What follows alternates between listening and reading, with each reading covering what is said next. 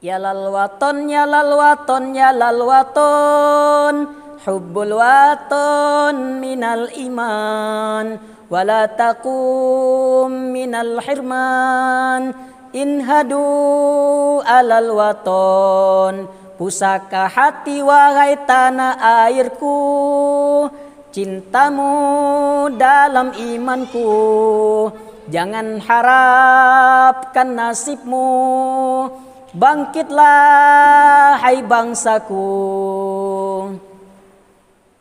Assalamualaikum warahmatullahi wabarakatuh. Hamdan wa syukran lillah, salatan wa salaman ala rasulillah. La haula wa la quwata illa billah. Amma ba'du.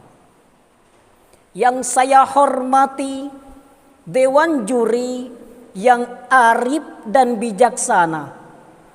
Yang saya hormati hadirin kerabat daih dan daiyah.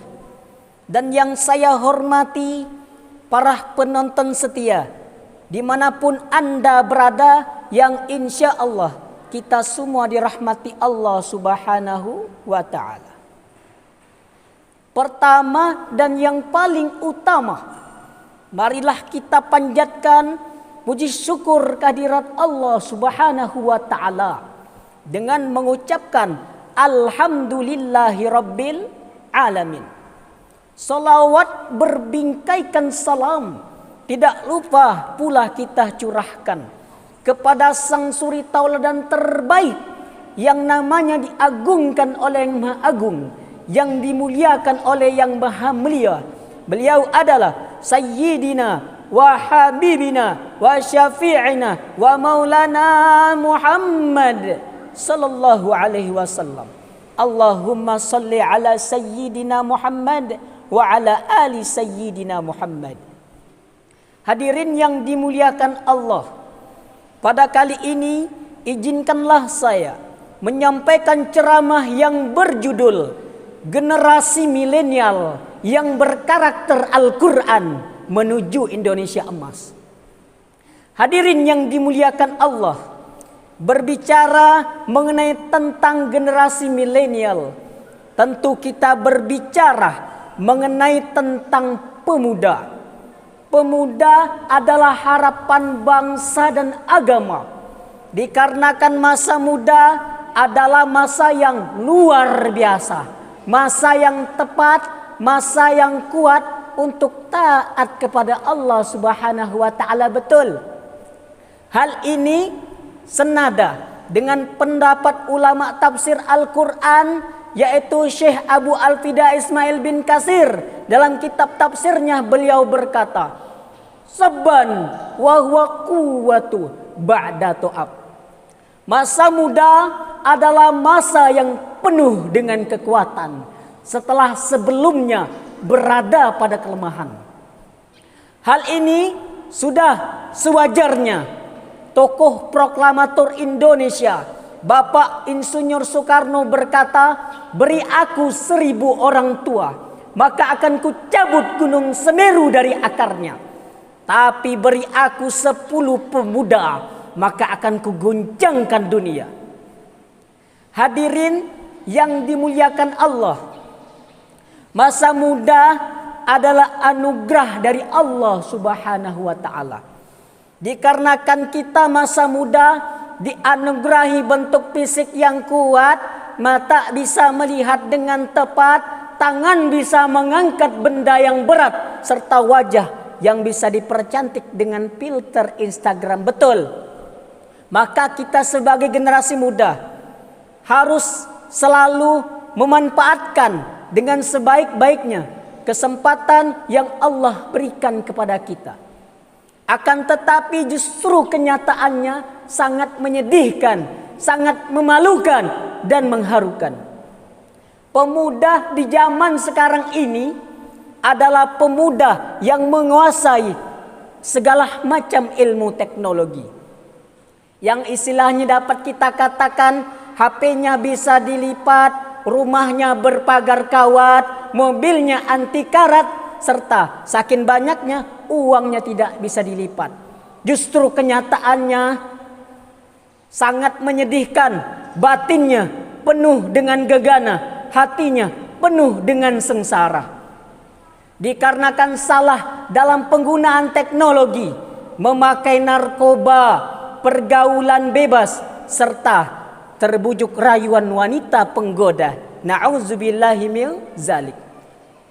Hadirin yang dimuliakan Allah, pertanyaannya, pemuda seperti apakah yang akan membuat bangsa Indonesia menjadi bangsa yang maju ke depannya? Hal ini dijawab Allah Subhanahu wa taala di dalam Al-Qur'an surah Al-Kahfi ayat 13 yang berbunyi sebagai berikut. A'udzu billahi minasy syaithanir rajim. Bismillahirrahmanirrahim. Nahnu naqussu 'alaika naba'ahum bil haqq. Innahum fityatun amanu bi rabbihim wazidnahum huda. Yang artinya, telah kami kisahkan kepadamu Muhammad cerita mereka dengan benar. Sesungguhnya mereka adalah pemuda-pemuda yang beriman kepada Tuhan mereka, dan kami berikan mereka petunjuk. Jelas pada ayat ini Allah Subhanahu wa taala menceritakan kepada Nabi Muhammad bahwa ada sekelompok pemuda yang beriman, bertakwa, serta berakhlak mulia. Pemuda tersebut dinamakan dengan pemuda Ashabul Kahfi. Hadirin yang dimuliakan Allah, maka kita sebagai generasi muda harus semangat di dalam belajar ilmu pengetahuan umum dan juga ilmu pengetahuan agama. Dikarenakan ilmuwan barat, Albert Einstein pernah berkata, ilmu agama tanpa ilmu pengetahuan umum adalah buta. Akan tetapi ilmu pengetahuan umum tanpa ilmu pengetahuan agama adalah sangat berbahaya. Hadirin yang dimuliakan Allah, maka kita sebagai generasi muda harus selalu semangat di dalam belajar ilmu pengetahuan umum dan juga dilandasi dengan ilmu pengetahuan agama. Agar kita menjadi pemuda yang berilmu, beriman, dan bertakwa.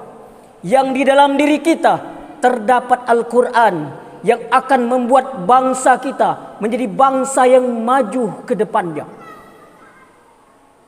Hadirin yang dimuliakan Allah, demikianlah ceramah yang dapat saya sampaikan. Mudah-mudahan dapat bermanfaat untuk kita semua dan memberikan kebaikan untuk kita semua. Saya akhiri. Wallahul muwafiq ila aqwamit thoriq. Wassalamu alaikum warahmatullahi wabarakatuh.